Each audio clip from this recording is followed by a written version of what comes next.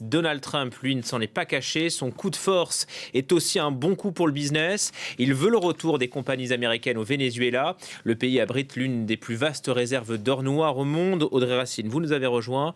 La soif de pétrole, c'est ça qui a poussé Trump à agir ? Oui, en tout cas, c'est ce que tout le monde soupçonne depuis cette intervention. Le Venezuela, c'est en effet l'une des plus grandes réserves, enfin, la plus grande réserve prouvée de gaz et de pétrole au monde. Et on sait depuis toujours que Donald Trump se fait une idée de la puissance américaine très adossée sur le pétrole. Est-il besoin de rappeler son slogan de campagne ? Il faut forer, bébé, il faut forer. Il a aussi relancé les forages chez lui en Alaska et le bruit court que s'il s'intéresse au Groenland, c'est aussi pour les réserves de ce territoire toujours danois jusqu'à nouvel ordre. Vous me voyez venir, Julien, ça n'est évidemment pas si simple. Je vais faire un petit rappel historique. Donald Trump est déjà intervenu sur la production pétrolière vénézuélienne. Lors de son premier mandat en 2019, il a imposé des sanctions financières à l'entreprise pétrolière publique vénézuélienne, ce qui a fait à l'époque s'effondrer les exportations du pays. Et puis en 2025, à son retour à la Maison-Blanche, il a accordé une dérogation à l'entreprise américaine Chevron pour qu'elle puisse poursuivre ses activités au Venezuela. Donc non seulement une entreprise américaine, une entreprise pétrolière américaine exploitait déjà le pétrole vénézuélien, mais en plus les États-Unis pouvaient déjà intervenir sur la production vénézuélienne. Mais alors pourquoi ? Eh bien, c'est une bonne question parce que même économiquement, ça ne semble pas être une bonne opération. Le prix du baril de pétrole, le prix mondial, était déjà assez bas, mais il a encore fortement baissé après l'intervention américaine au Venezuela, pour l'instant de façon temporaire. Si on se met à exploiter à fond les ressources du Venezuela, il risque cette fois de baisser de façon plus pérenne. Et ça, c'est pas dans les intérêts des États-Unis qui sont aussi producteurs de pétrole. Parce que, regardez, pour l'instant, le Venezuela produit environ 900 000 barils par jour. C'est moins de 1% de l'offre mondiale, malgré des réserves importantes.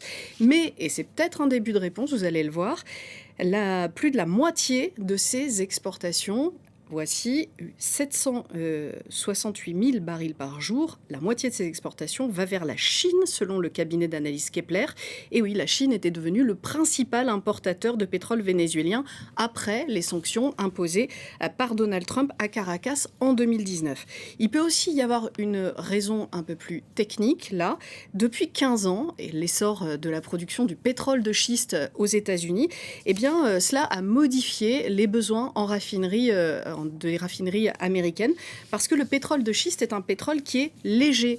Or, les raffineries américaines sur le golfe du Mexique, elles ont été conçues il y a des dizaines d'années pour traiter du pétrole lourd. Et elles tournent donc au ralenti depuis que la production américaine a changé. Or, c'est du pétrole lourd qui est produit au Venezuela et qui pourrait donc permettre à ces raffineries de tourner à nouveau à leur plein potentiel. Mais vous l'avez rappelé à l'instant, Donald Trump veut forer, il veut du pétrole, c'est l'une des bases de sa politique. Oui, c'est ce que l'historien des énergies Jean-Baptiste Fressoz a appelé le carbofascisme. Je vais m'arrêter un instant sur ce terme.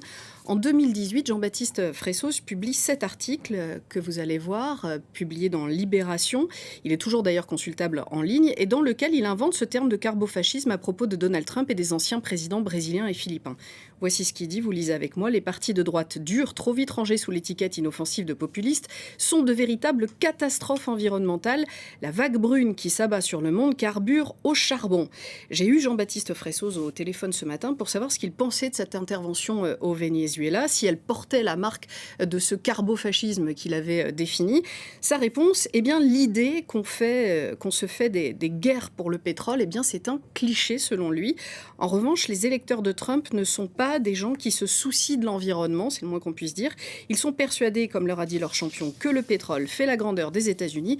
Et du coup, cet argument d'aller intervenir au Venezuela pour cette raison les a peut-être convaincus, alors que les Américains sont pour le moins fatigués, dans leur ensemble cette fois-ci, des nombreuses guerres menées par leur pays à l'extérieur. L'argument des ressources fonctionnera aussi peut-être pour le Groenland, mais pas pour Cuba, qui a été aussi désigné par Donald Trump comme une cible, mais qui pour le coup n'a pas de ressources.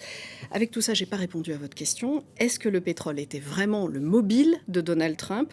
Peut-être, mais ça ne suffit pas à expliquer cette action spectaculaire. Le carbofascisme, quelle belle invention. Merci beaucoup Audrey.